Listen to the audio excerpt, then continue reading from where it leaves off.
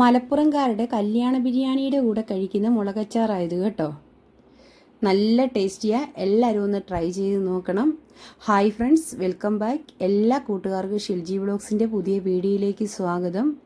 എൻ്റെ വീഡിയോ ഇഷ്ടപ്പെട്ട എല്ലാ കൂട്ടുകാരും എൻ്റെ ചാനലൊന്ന് സബ്സ്ക്രൈബ് ചെയ്യണം കേട്ടോ. അതുപോലെ ലൈക്ക് ചെയ്യാനും ഷെയർ ചെയ്യാനും മറക്കരുത്. പിന്നെ ആ ബെല്ലൈക്കൻ കൂടി എനേബിൾ ആക്കിയാൽ ഞാനിടുന്ന എല്ലാ വീഡിയോസിനെയും നോട്ടിഫിക്കേഷൻ നിങ്ങൾക്ക് ലഭിക്കുവേ. വളരെ വേഗത്തിലും സിമ്പിളായിട്ട് ഉണ്ടാക്കിയെടുക്കാൻ പറ്റിയൊരു മുളകച്ചാറായത്. ഇത് ബിരിയാണി, നെയ്ച്ചോറ് എല്ലാത്തിൻ്റെ കൂടെയും കഴിക്കാം. അതിന് വേണ്ടിയിട്ട് ഞാൻ എടുത്തിരിക്കുന്ന ഉണ്ടമുളകാണ്. ഈ ഉരുണ്ട മുളക് ഒരു 1/4 കിലോ എടുത്തിട്ടുണ്ട്. ഇതിൻ്റെ ഞെടുപ്പ് കളഞ്ഞ് വൃത്തിയാക്കി കീറി വേണം നമുക്ക് എടുക്കാൻ. കീറി എടുത്തില്ലെങ്കിൽ ഒത്തിരി എരിയുള്ള മുളകായതുകൊണ്ട് അകത്തേക്ക് മസാല ഒന്നും പിടിക്കുകയില്ല. അതിന് വേണ്ടിയിട്ടാണ് ഞാൻ എല്ലാം കീറി വൃത്തിയാക്കി വെച്ചിട്ടുണ്ട്. ഇനി ഒരു ചട്ടി ചൂടായപ്പോൾ വെളിച്ചെണ്ണ ഒഴിച്ച് കൊടുത്തിട്ടുണ്ട്. അതിലേക്ക് ഈ മുളക് ഇട്ട് കൊടുത്ത് നമുക്കൊന്ന് വഴട്ടിയെടുക്കാം. നല്ല ഒന്ന് ചുങ്ങി വരണം മുളക്. ഇനി ഈ മുളകൊന്ന് നല്ലോണം ചുങ്ങി വന്നതിന് ശേഷം നമുക്ക് മാറ്റി വയ്ക്കാം. അത് കഴിഞ്ഞിട്ട് അതേ എണ്ണയിൽ തന്നെ നമുക്ക് അച്ചാർ ഉണ്ടാക്കിയെടുക്കാവേ. വളരെ കുറച്ച് ചേരുവകൾ വെച്ച് വേഗത്തിൽ ഉണ്ടാക്കിയെടുക്കാൻ പറ്റുന്ന ഒരു അച്ചാറാണ്. എല്ലാവരും ഇതൊന്ന് ട്രൈ ചെയ്ത് നോക്കിയിട്ട് അഭിപ്രായങ്ങളൊക്കെ പറയണം കേട്ടോ. ഇനിയിപ്പോൾ പൊതി കെട്ടുന്നവർക്കാണെങ്കിൽ അതിൻ്റെ സൈഡിൽ വെച്ചാൽ ഇത് തൊട്ട് കൂട്ടാൻ നല്ല ടേസ്റ്റാണ് കേട്ടോ. പുളിയും എരിവും മധുരവും എല്ലാം ബാലൻസ് ചെയ്യുന്ന ഒരു കറിയാണ്. ഇനിയിപ്പം മുളക് നന്നായിട്ട് മൂത്ത് വന്നിട്ടുണ്ട്. നമ്മളിങ്ങനെ മുറിച്ചിട്ടിട്ടുള്ളത് കൊണ്ടുണ്ടല്ലോ, അകത്തേക്കൊക്കെ എണ്ണയും പുളിയും മധുരവും ഒക്കെ പിടിക്കും. അപ്പോഴത്തേക്ക് എരിവ് കുറഞ്ഞ് കിട്ടുവേ. തൊണ്ടമുളകിനും ഉണ്ടമുളകിനും ഒക്കെ ഭയങ്കര എരിവാണ് കേട്ടോ. ആ എരി കുറയാൻ വേണ്ടിയിട്ടാണ് ഇങ്ങനെ ചെയ്യുന്നത്. ഇനിയിപ്പം മുളകെല്ലാം മാറ്റി വെച്ചതിന് ശേഷം അതേ എണ്ണയിൽ തന്നെ ഈ അച്ചാർ ഉണ്ടാക്കി എടുക്കുന്നത്. ഇതിപ്പോൾ നമുക്ക് മാറ്റാം. ഇനി ഞാൻ ഇതിലേക്ക് ചേർക്കാൻ വേണ്ടിയിട്ട് കുറച്ച് കടുക് എടുത്തിട്ടുണ്ട്. അത് അതേ എണ്ണയിൽ തന്നെയാണ്. 1 സ്പൂൺ കടുക് എടുത്തിട്ടുണ്ട്. ഞാൻ കയ്യളവാണ് കേട്ടോ. ഈ കടുക് ഒന്ന് നന്നായിട്ട് പൊട്ടി വരട്ടെ. പൊട്ടി വരുന്ന സമയത്ത് നമുക്ക് ഉലുവ ചേർത്ത് കൊടുക്കാം. നിങ്ങളുടെ കയ്യിൽ ഉലുവാപ്പൊടി ഉണ്ടെങ്കിൽ അത് ചേർത്തേച്ചാൽ മതി. അതും കടുക് ചേർക്കുന്നതിനെക്കാട്ടി നല്ല രുചിയാണ്. ഇനിയിപ്പം ഞാൻ എടുത്തു വെച്ചിരിക്കുന്ന വെളുത്തുള്ളിയാണ്. 1 കുടം വെളുത്തുള്ളി എടുത്തിട്ടുണ്ട്.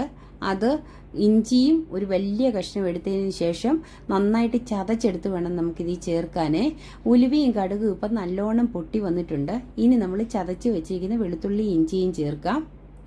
ഇതും ഒന്ന് എണ്ണയ്ക്കകത്ത് കിടന്ന് മൂത്ത് വരട്ടെ. നല്ലോണം മൂത്ത് വന്നതിന് ശേഷം വേണം നമുക്ക് ബാക്കിയുള്ള ചേരുവകൾ ചേർത്ത് കൊടുക്കാൻ. ഞാൻ ഈ സമയത്ത് കുറച്ച് കറിവേപ്പിലയും കൂടെ ചേർക്കുന്നുണ്ട്. വേണമെങ്കിൽ മാത്രം കറിവേപ്പില ചേർത്താൽ മതി കേട്ടോ.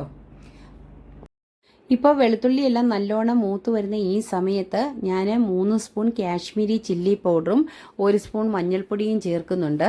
2 വീഡിയോ എൻ്റെ കയ്യിൽ നിന്ന് മിസ്സിങ് ആയിപ്പോയി. പിന്നെ 1 കപ്പ് പുളിവെള്ളവും ചേർത്ത് പിന്നെ ഒരു വലിയ കഷ്ണം ശർക്കരയും ഞാൻ ഉരുക്കി ചേർത്തിട്ടുണ്ട് കേട്ടോ. ആ വീഡിയോ മിസ്സായിപ്പോയേ. പിന്നെ ആവശ്യത്തിന് കായപ്പൊടിയും കൂടി ചേർത്ത് കൊടുക്കുന്നുണ്ട്.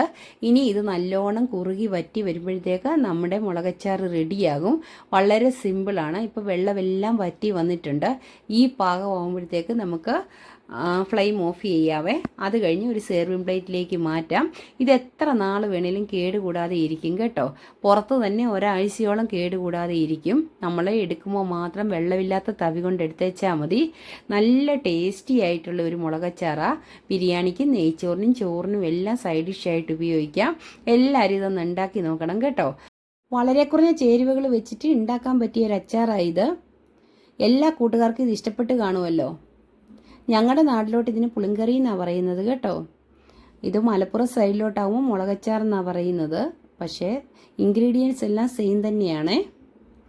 എല്ലാ കൂട്ടുകാർക്കും ഈ വീഡിയോ ഇഷ്ടപ്പെട്ടാൽ ഒന്നുകൂടി പറയുക, എൻ്റെ ചാനൽ ആദ്യമായിട്ട് കാണാൻ ലൈക്ക് ചെയ്യണം, ഷെയർ ചെയ്യണം.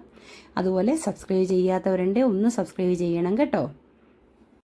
കുറഞ്ഞ ഇൻഗ്രീഡിയൻസ് വെച്ചിട്ടുള്ള ഒരുപാട് റെസിപ്പികൾ ഞാൻ എൻ്റെ ചാനലിൽ അപ്ലോഡ് ചെയ്തിട്ടുണ്ട്. സമയം കിട്ടുമ്പോൾ എല്ലാവരും പോയി ഒന്ന് കണ്ട് സപ്പോർട്ട് ചെയ്യണം കേട്ടോ. ഇനി ഇതിലും വെറൈറ്റി ആയിട്ട് വേറൊരു വീഡിയോയുമായിട്ട് വരുന്നതായിരിക്കും. നെക്സ്റ്റ് വീഡിയോയിൽ കാണുന്നവരെ okay, bye bye. Thanks for watching.